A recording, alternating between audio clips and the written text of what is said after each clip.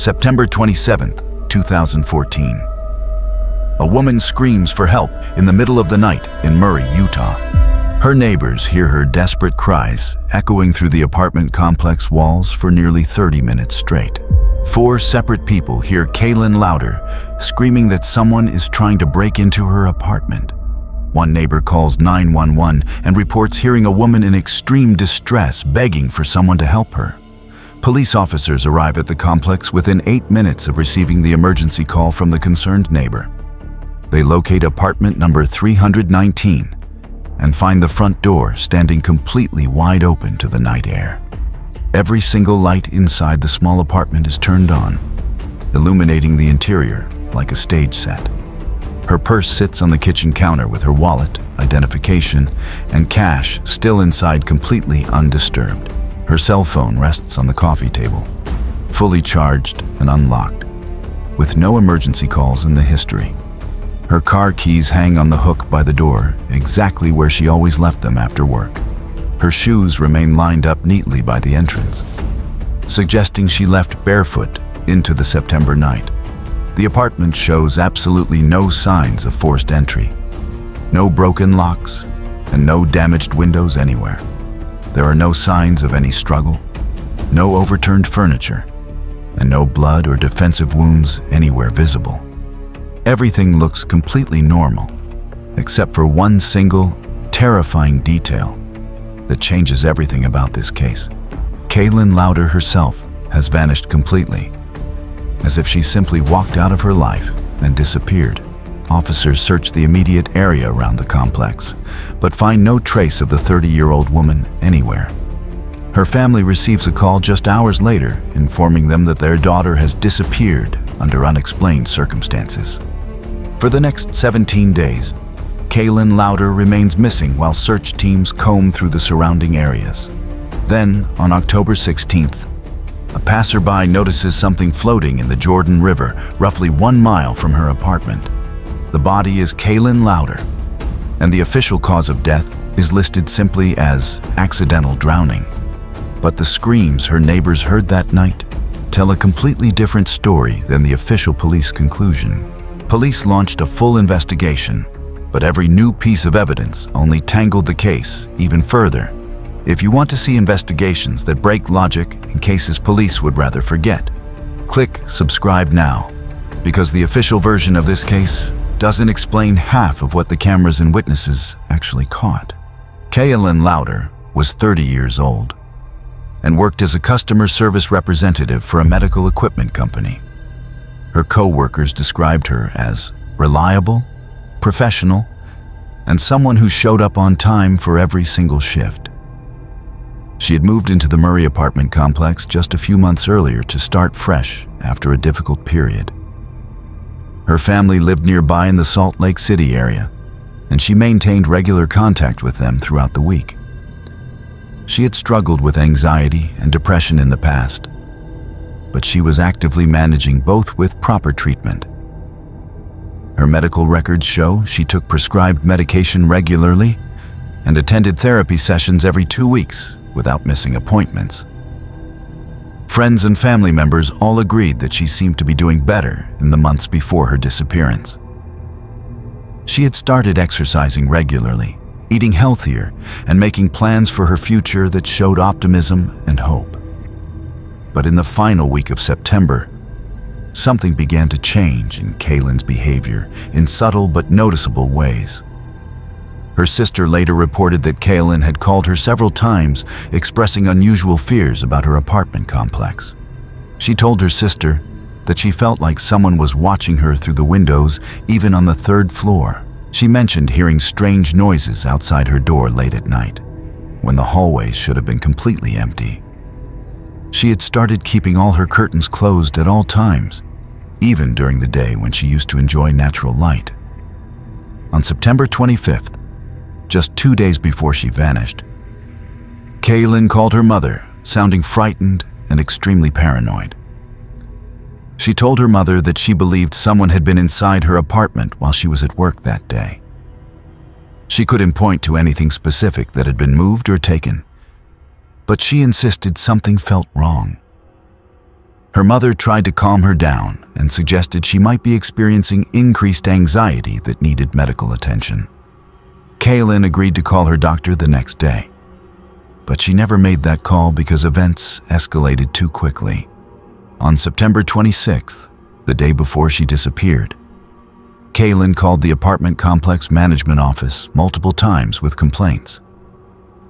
She reported that someone was following her in the parking lot, though security cameras showed no evidence of this happening.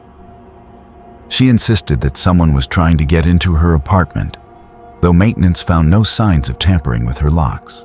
The property manager later told police that Kayelyn had seemed genuinely terrified, but couldn't explain what exactly she was afraid of.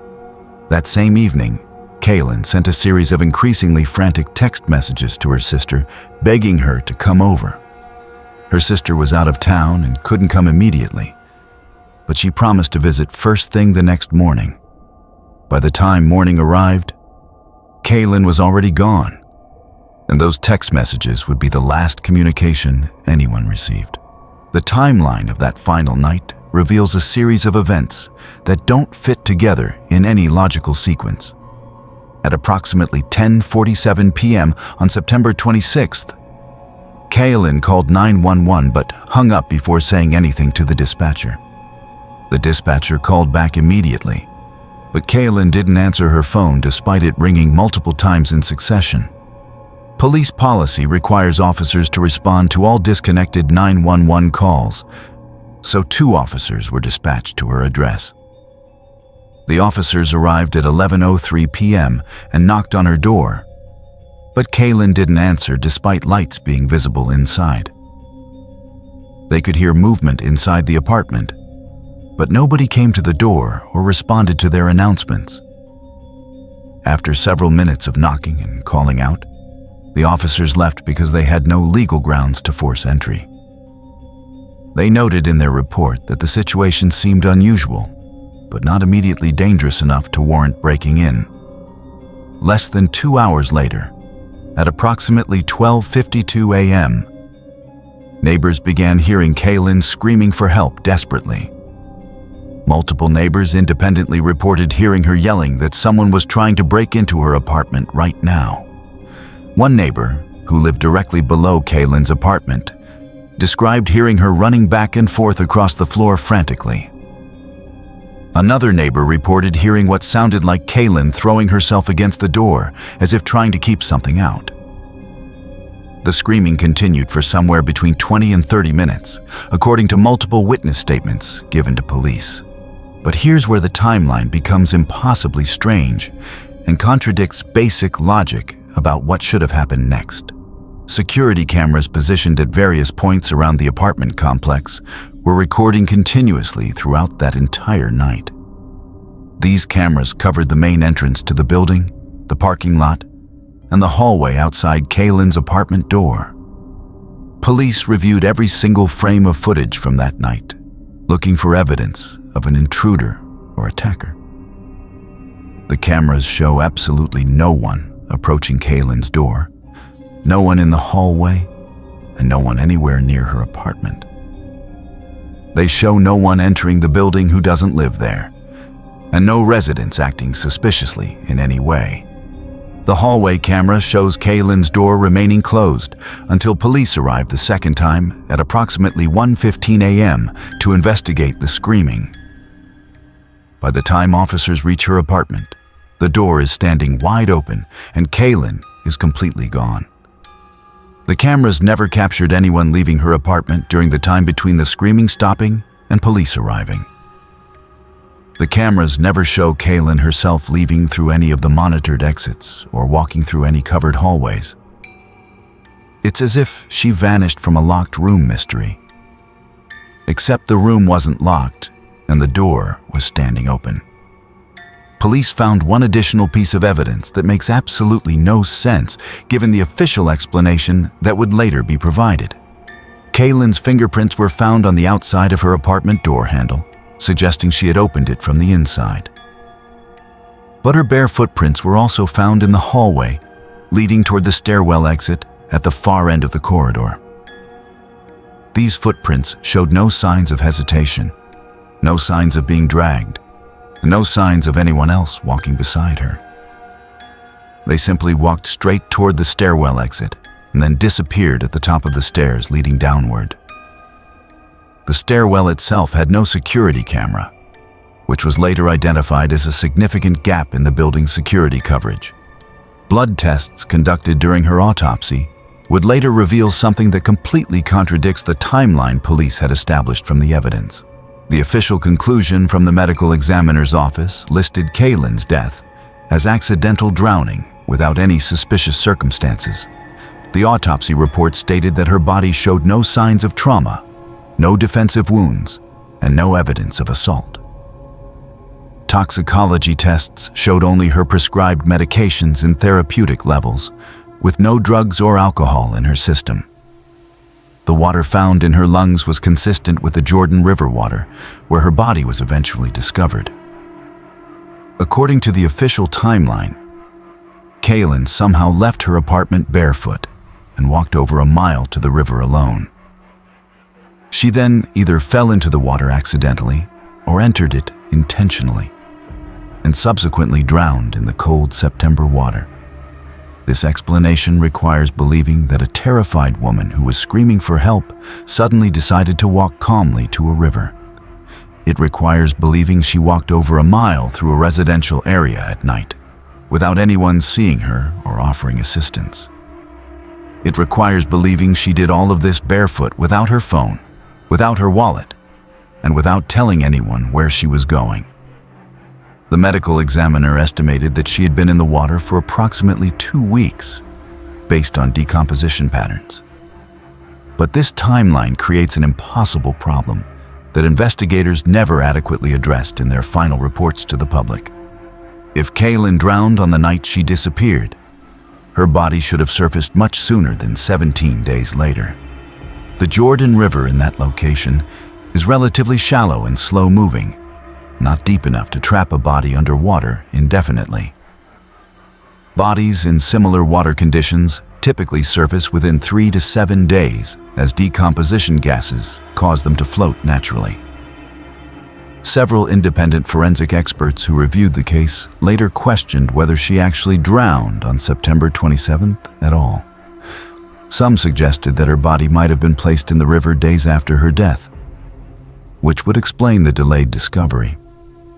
But the official investigation never pursued this possibility, and the medical examiner stood firmly behind the original drowning conclusion.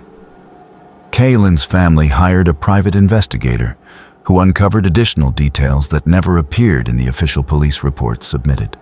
The investigator found that Kayelyn had reported feeling followed and watched for nearly 3 weeks before her disappearance occurred. She had contacted apartment security multiple times about a man she didn't recognize who seemed to be watching her building. Security logs confirmed these complaints, but no action was ever taken to investigate or identify the individual she described. The investigator also discovered that another woman in the same apartment complex had reported similar experiences just months before. This woman had complained about feeling watched, hearing noises outside her door, and seeing someone following her in the parking lot. That woman had broken her lease early and moved out suddenly without providing any forwarding address to the management company.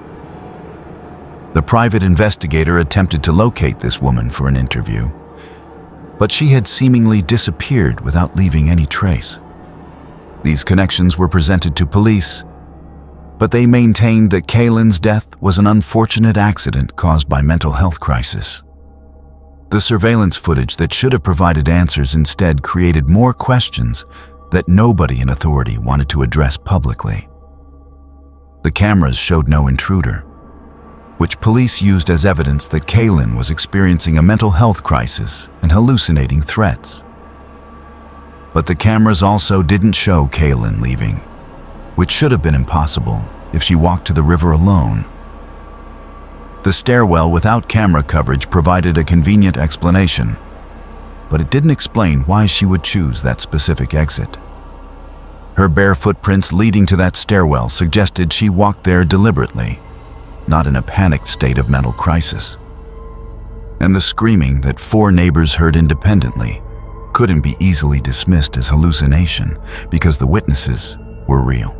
The Kayelyn Louder case was officially closed in 2015 with the final determination of accidental death by drowning. Her family accepted this conclusion publicly, though they privately maintained doubts about what really happened that night in September. The apartment complex where she lived installed additional security cameras in the stairwells following media attention about the case. Property management refused to comment on whether other residents had reported similar experiences of feeling watched or followed. The Murray Police Department declined multiple media requests for interviews about the investigation and its conclusions over the years. The case file remains technically open to new evidence, but no active investigation is currently ongoing, according to official statements. Kayelyn's social media accounts were never closed by her family, and they remain frozen in time from September 2014. Her final post, written just hours before she disappeared, simply said she was looking forward to the weekend ahead.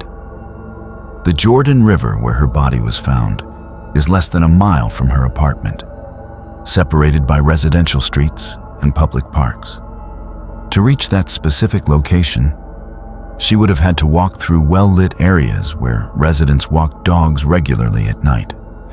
Nobody reported seeing a barefoot woman in pajamas walking alone through the neighborhood during those crucial hours between midnight and dawn. The statistical probability of someone walking that distance without being noticed by anyone seems remarkably low for that area.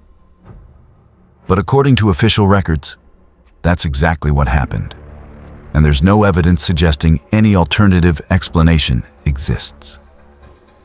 Kayelyn's family created a memorial scholarship in her name at her former high school for students pursuing mental health careers. They speak publicly about mental health awareness and the importance of taking seriously when someone says they feel unsafe in their environment, but they never speak publicly about the specific details of the case or the questions that remain unanswered to this day. The neighbors who heard her screaming that night were never called to testify or provide statements beyond their initial police interviews. The man Kalin reported seeing watching her building was never identified, located, or questioned by investigators, despite her multiple reports. The other woman who reported similar experiences and then disappeared without trace was never located for a statement either. These loose ends don't prove anything sinister happened, but they suggest the investigation concluded before answering every reasonable question. In true crime cases, the simplest explanation is usually correct, and authorities want us to believe this was simply a tragedy. A young woman experiencing mental health crisis left her apartment in confusion, walked to a river, and accidentally drowned. But sometimes the simplest explanation requires ignoring too many facts that don't fit comfortably into that narrative structure. Kayelyn Louder screamed for help for 30 minutes, while 4 neighbors listened and called police to report her desperate cries. By the time help arrived, she had vanished from an apartment that cameras showed nobody entering or leaving during those crucial minutes. 17 days later, her body surfaced in a river that she supposedly walked to alone without anyone seeing her along the way. The official explanation asks us to believe in a perfect storm of coincidences, gaps in surveillance, and convenient timing. It asks us to believe that every single unusual detail has a rational explanation, even if those explanations were never properly investigated. And it asks us to ignore the possibility that sometimes the official version isn't the complete version of what actually happened. Kayelyn Louder's case remains closed, but the questions surrounding her final hours will never be fully answered by official reports. Somewhere between the screaming and the river, the truth disappeared just as completely as Kayelyn herself did that September night.